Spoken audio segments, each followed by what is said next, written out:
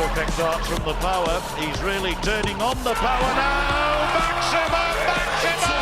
6 perfect darts from Philip Taylor.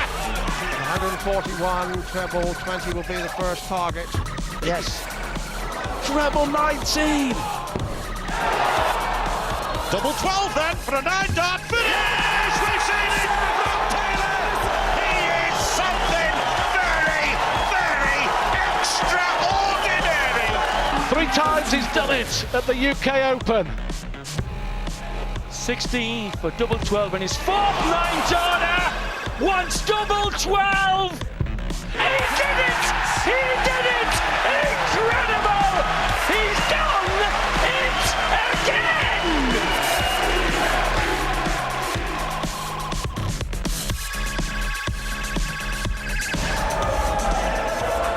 They've been singing there's only one Phil Taylor. There's only one man who's hit 4 9-darters in this competition. One of them this afternoon. And what a performance it was against brave dart Jamie Harvey. He is limbering up.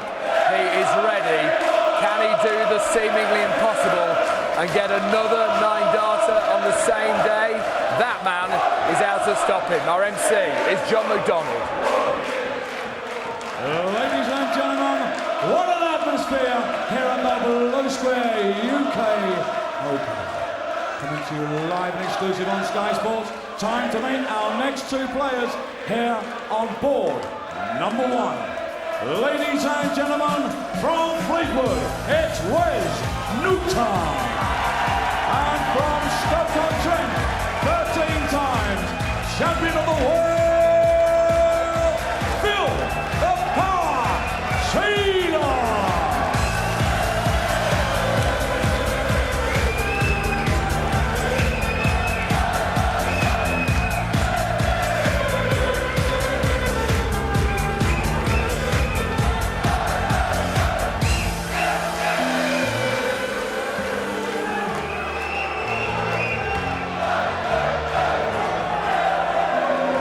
Singing along, there's a party going on at the Reebok, and that is a business face if ever I saw one. He saw Barney put on a good performance earlier on.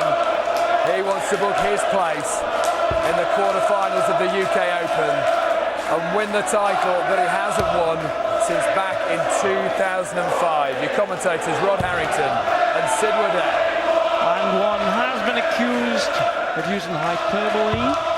And I don't think Dave Clark is an experienced, brilliant sports journalist would, but I think it's on. I think he can do the second 9-dart within 9 hours, Rob. I totally agree with you, Sid. The way he's playing, it's always on the cards. I mean, young Wes has got a big task here. You know, when he said he loved the draw, he didn't really. He had nothing else to say, but if you look at the stats alone, Sid, you know, Phil Taylor, over 100 average, over 50% on doubles, where Wes is down at 88 and under 50%. So the stats say that Wes is not going to be in this game. But it's a 2-horse race, as we know, and anything can happen. But Wes has got to get in the early part of this game. He's got to take the chances that Phil might give him. And I don't want to depress the Newton family or their friends or grandma. But their lad lost 4-0 in sets in Las Vegas in 2005 to Taylor. Last year in Blackpool he lost 10-2 in legs. And last year here he lost 11-5 when Taylor did a 9-dart. Now that is bigger than what Atlas had on his shoulders in mythology. Yeah, I have to agree with you, Sid. It's a big task for young Wes. He's not been playing that well over the last probably 6 months, but he had a good run. Vegas was always a tournament where Wes played well. And we were talking earlier about certain players, horses for courses, certain players like certain venues. Wes loved Vegas, he always did well there.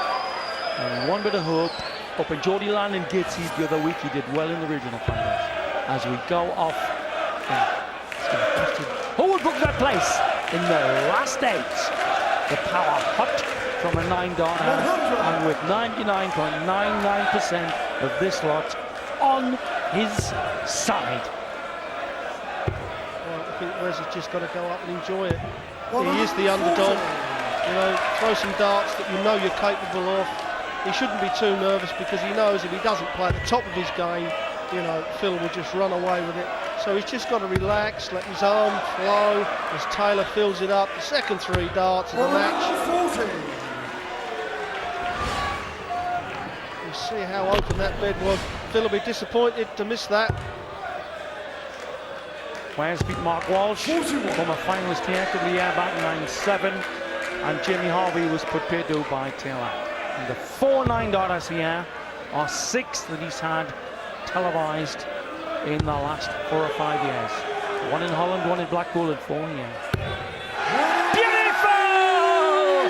You will agree with us? Absolutely, Sid. He has set the stall out in the very first leg of this match.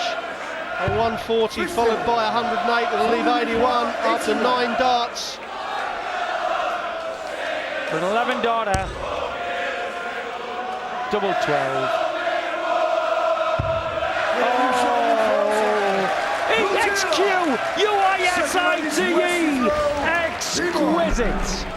He's probably got a black tea and a Chinese, maybe a chow mein waiting that he wants to eat in about 33 minutes. The power, hungry for more glory here. Off. His average is 136. As he tickles the magic tungsten wondrously. Well, what can you say, Sid? Clinical. Wesley goes off at 140 there. Phil follows him with what I class as a maximum. Now will Phil follow this with a 180 and leave the 144 when he finished earlier on? Well, there's one of them. Another 2 in there. And you can see the disappointment with him just squeezing that in the treble 5. Well, how close was that to another treble 20? In the Premier Dart League, after 4 weeks, he was averaging 95. He then went on to 107 average for most of the next 10 weeks, and he was trying to whitewash people 8-0. He is trying to do another 9-darter. There's Leslie, his brother, urging on his brother. Taylor's after another 9-dart. Take it from Mainrod. Wesley's played well in this leg. A couple of 140s to his name. 100. And he's got a chance, and these are the chances he's got to take. He doesn't need realistically to take this out, although it would be great if he did. Double 18, and what a shot this will be. 108. And the wow, unlucky. 149. Taylor options here.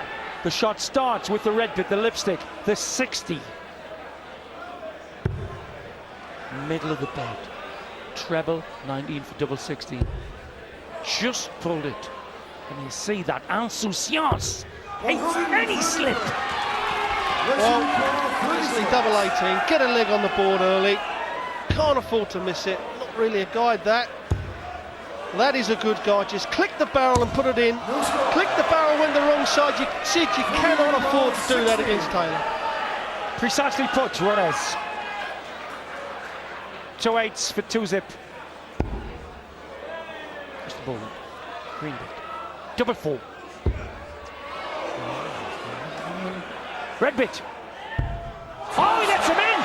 3 dots missed by Taylor. Rod thought it was curtains. I certainly did, but now Wes has got another chance. Don't let this one go. Come on, Wes, you just need inside there. That'll settle him down, Sid. He's got 1 leg on the board with the throw. You know, a little bit of a swelp as Wes walks back there, a little bit of confidence.